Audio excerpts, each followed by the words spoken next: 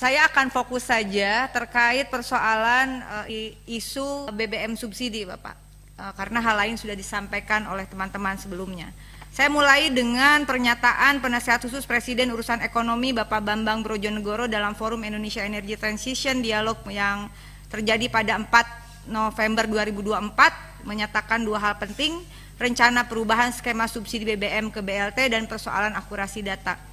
Yang kedua adalah pernyataan Menteri SDM 3 Desember 2024 yang menyatakan, pertama, berdasarkan laporan dari Pertamina, PLN dan BPH Migas, 20% hingga 30% subsidi BBM dan listrik tidak tepat sasaran mencapai 100 triliun dari kompensasi 435 triliun. Pernyataan keduanya adalah subsidi harusnya diterima untuk yang ekonominya belum bagus, dan kemudian subsidi BBM dialihkan ke BLT. Saya ingin mengingatkan kita semua, karena ini juga live, saya kira Komisi 6 memiliki concern yang sama. Pada tahun 2021 ditemukan fakta ada 52,5 juta data penerima bansos fiktif dalam tanda kutip. KPK memprediksi kerugian negara 126 triliun. Pertanyaan kita, subsidi BBM dan subsidi lainnya itu sumber anggarannya dari mana? Kita semua mengetahui bahwa itu sumbernya adalah terutama pajak rakyat. Nah, siapakah masalahnya rakyat yang berhak menerima subsidi? Saya setuju dengan pernyataan Presiden Prabowo untuk tidak menghaluskan bahasa pada frasa tidak mampu atau belum sejahtera. Gunakan saja miskin atau fakir miskin.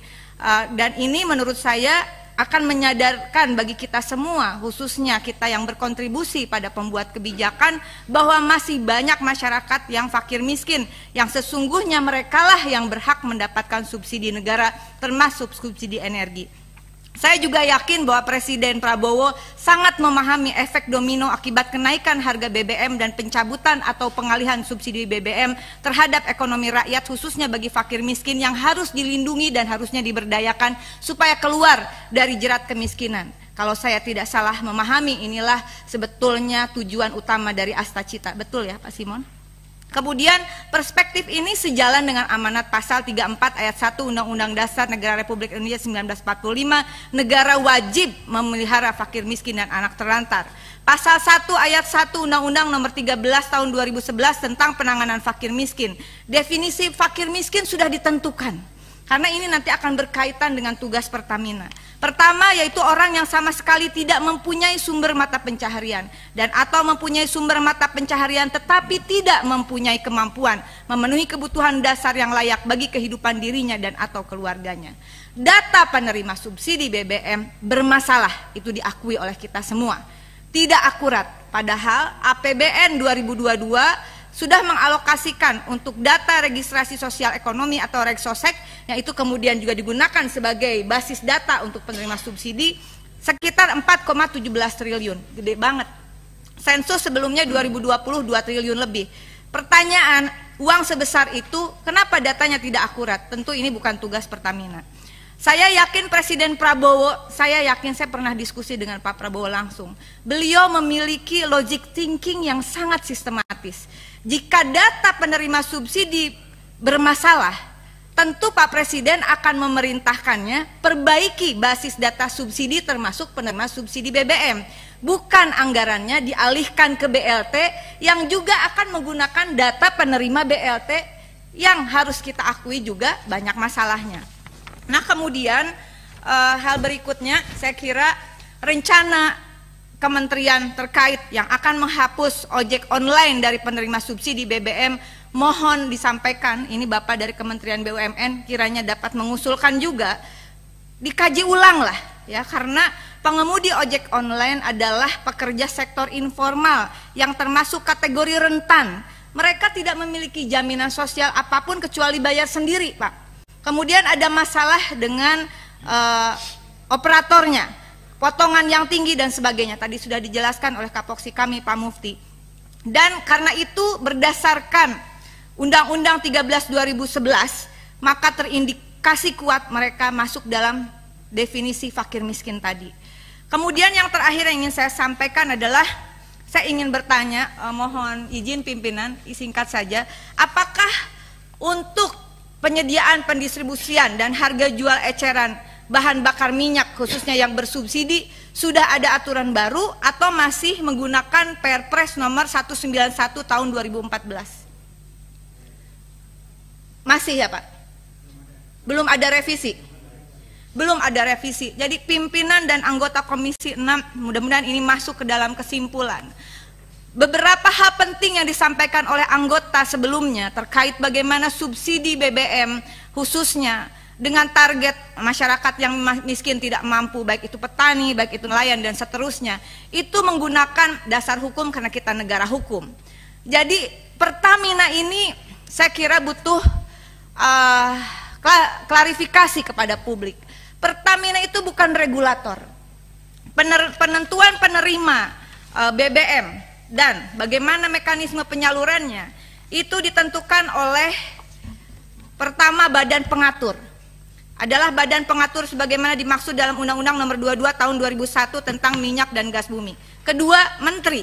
Bukan menteri BUMN, tapi menteri yang menyelenggarakan urusan pemerintahan di bidang minyak dan gas bumi.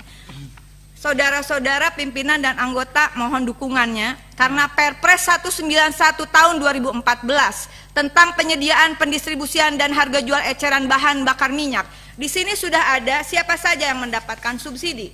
Tetapi uniknya, saya sudah dari periode lalu saya minta segera revisi, perbaiki. BBM atau BBM yang diatur adalah dengan RON 88. Yang BBM subsidinya RON 88 Pak di sini, betul ya Pak ya? Saya tanya ke Pertamina, apakah Pertamina masih menjual RON 88? Saya dalam catatan saya, Pertamina, BBM yang dijual di Pertamina mohon dikoreksi.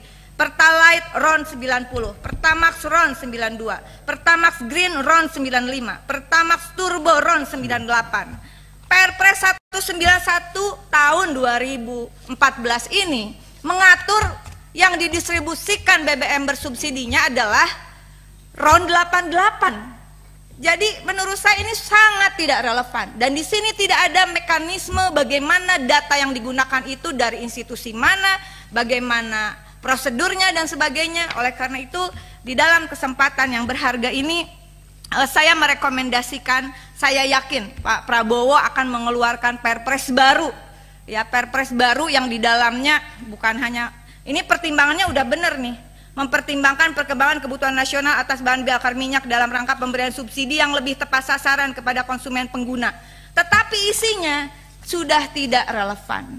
Oleh karena itu saya merekomendasikan pertama adalah tentu saja meskipun bukan tugas Pertamina, tapi nanti Pertamina yang akan kena imbasnya kalau tidak tepat sasaran. Segera benahi data penerima subsidi berbasis data desa kelurahan presisi. Yang kedua, revisi Perpres 19 2014, cabut Astacita khususnya bidang energi dan bagaimana ada keadilan energi bagi masyarakat yang selalu disampaikan oleh Pak Prabowo tidak mungkin tercapai kalau payung hukumnya tidak direvisi.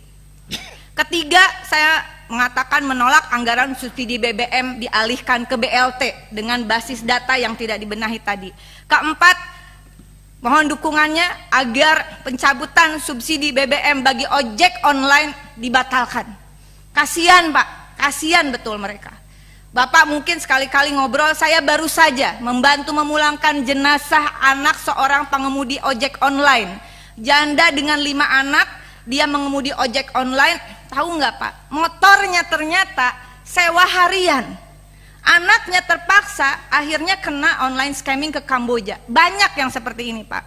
Dan yang terakhir untuk bahan pendalaman, saya meminta data tertulis terkait rincian BPP crude oil dari dalam dan luar negeri atau crude oil import, kemudian rincian impor crude oil, LPG, LNG 2019-2024 dan rencana impornya untuk 2025 sampai 2029. Dan selanjutnya mohon bantuan juga dari Kementerian BUMN, jangan sampai Pertamina dan PLN yang disalahkan Pak. Mari kita minta agar jelas rincian data penerima subsidi BBM, LPG dan listrik. Terima kasih, mohon maaf kalau lebih dari 3 menit. Mudah-mudahan terkait Perpres itu bisa masuk ke dalam kesimpulan rapat. Wallahul mu'afiq ila aqwamit thoriq. Wassalamualaikum warahmatullahi wabarakatuh. Barakallah untuk Ibu Ketua.